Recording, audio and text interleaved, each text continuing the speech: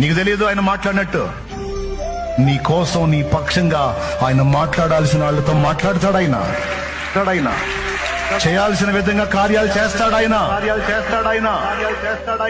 ఏం కంగారు పడాల్సిన అవసరంలా, నువ్వేం గందరగోళం అవ్వాల్సిన అవసరంలా. ఎవరితో మాట్లాడితే నీకు మేలు కలిగిద్దో, ఎవరితో మాట్లాడితే కార్యాలు జరుగుతాయో మాట్లాడాల్సిన వాళ్లతో ఆయనే మాట్లాడుతాడు. దిగులు పడద్దో. విశ్వాసము గలదానవై ఆయన సన్నిధిని ప్రేమించు.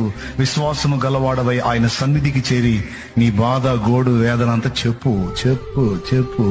మనుషులకు చెబితే ఓసారి వింటారు, రెండోసారి చెబితే ఈ మనిషి కనపడితే మైండ్ తింటున్నాడు రా అనుకుంటారు. 10 మంది దగ్గరికి వెళ్ళి నీ బాధ 10 సార్లు 10 మందికి చెప్పుకునే కంటే ఆ 10 సార్లు ఒక్క దేవుడు, నీ ప్రభు అయిన యేసు దగ్గరికి వెళ్ళి చెప్పుకో 10 సార్లు.